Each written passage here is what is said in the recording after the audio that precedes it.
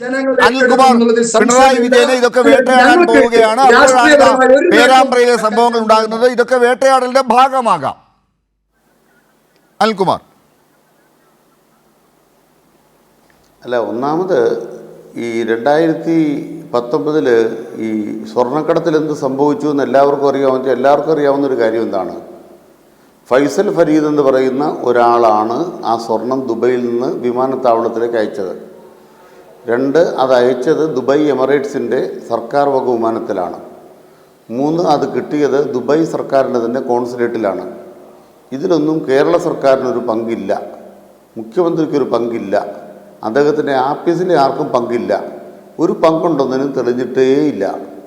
പിന്നെ കോൺഗ്രസ്സുകാർ പറഞ്ഞ പോലെ, ലീഗുകാർ പറഞ്ഞ പോലെ ഖുറാൻ്റെ മറവിൽ ആരും സ്വർണം കടത്തിയിട്ടില്ല.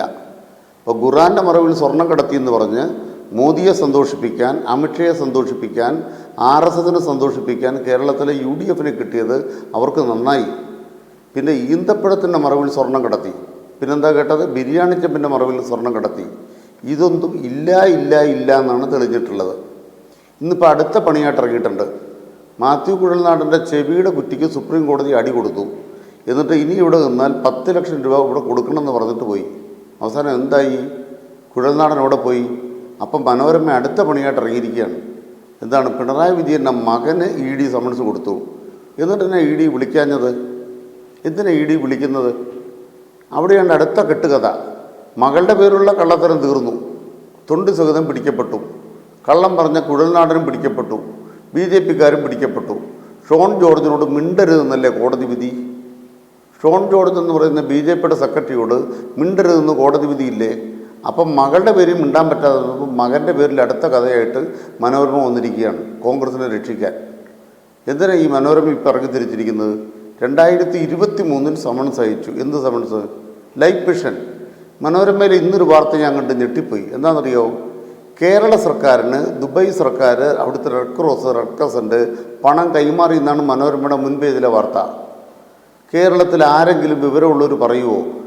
കേരള സർക്കാരിന് വിദേശ പണം വാങ്ങാൻ അനുവാദം ഇല്ലാത്തടത്ത് വിദേശ പണം വാങ്ങിയോ? ഒരു പണവും വാങ്ങിയിട്ടില്ല. 20 കോടിയും വാങ്ങിയിട്ടില്ല. കേരള സർക്കാർ ലൈഫ് മിഷന് വേണ്ടി വിദേശ പണം വാങ്ങിയിട്ടില്ല. ദുബായ് സർക്കാരിൽ നിന്ന് വാങ്ങിച്ചിട്ടില്ല, റെഡ് ക്രസൻറ്റിൽ നിന്ന് വാങ്ങിച്ചിട്ടില്ല. അവരുടെ കോൺസുലേറ്റിൽ കൊടുത്തിട്ട് അവർ തന്നെ കരാറുകാരനെ കണ്ടെത്തി നമുക്ക് പണിത് തരുന്നേ ഉള്ളൂ. ദേശീയപാത കേരളത്തിൽ പണിയുമ്പോൾ ടെൻഡർ വിളിക്കുന്ന കേന്ദ്രമാണ്. കേരള സർക്കാർ സഹായം ചെയ്തു കൊടുത്തിട്ടുണ്ട്.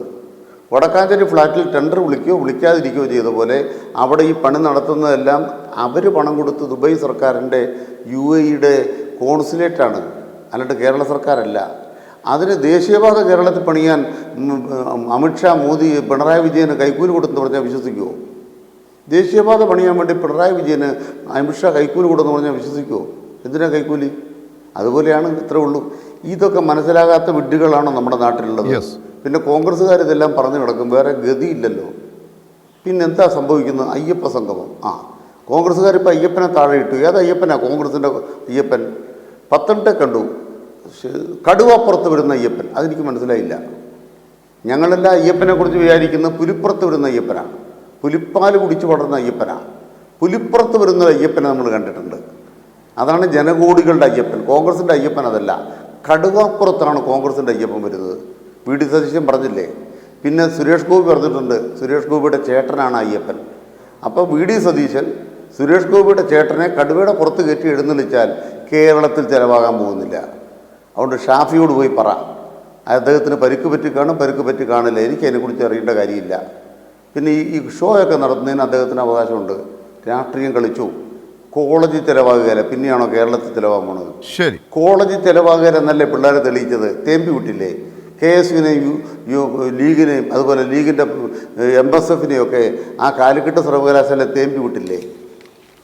കേരള സർവകലാശാല തോറ്റു തുന്നം പാടിയില്ലേ? അവിടെ തോറ്റ് കോളേജിൽ ചിലവാകാത്ത കാര്യമായതുകൊണ്ട് പേരാമ്പ്രയിലല്ല വേറെ എവിടത്തെങ്കിലും ഈ ഷാഫി ഇറങ്ങിയാൽ നടക്കുന്ന കാര്യമാണോ? ഞങ്ങൾക്ക് നല്ല ധാരണയുണ്ട് ഇത് രാഷ്ട്രീയ കളിയാണ്. ഇവ ഗതിയില്ലാത്തതുകൊണ്ട് കോൺഗ്രസ് അത് കളിച്ചോട്ടെ. മാധ്യമങ്ങൾ ഇതിനൊക്കെ എല്ലാം പിന്തുണ കൊടുത്തുകൊണ്ടിരിക്കും. മാധ്യമങ്ങൾ പിന്തുണച്ചോട്ടെ. നാട്ടുകാരുടെ കാര്യം പറഞ്ഞ് ഞങ്ങൾ ജനങ്ങളിലേക്ക് പോകും. ശബരിമലയുടെ കാര്യത്തിൽ ഞങ്ങളുടെ ബോധ്യം എന്താണ്? അവിടെ തെറ്റായ കാര്യങ്ങൾ ചെയ്തത് ഉദ്യോഗസ്ഥരാണ്. ദേവസ്വം ബോർഡിൻ്റെ തീരുമാനത്തെ അട്ടിമറിച്ചത് ഉദ്യോഗസ്ഥരാണ്. ആ ഉദ്യോഗസ്ഥന്മാർ അവരെക്കുറിച്ച് ഒരു വാക്കുകൊണ്ട് പോലും കേരളത്തിലെ പ്രതിപക്ഷം ഒരു വാക്കുകൊണ്ട് പോലും അവരെക്കുറിച്ച് ഒരു കാര്യം പറയാൻ തയ്യാറായില്ല എന്നുള്ളത് കള്ളന് കഞ്ഞി വെക്കുന്ന പ്രതിപക്ഷം എന്ന് തെളിഞ്ഞു. കൃത്യമാണ്.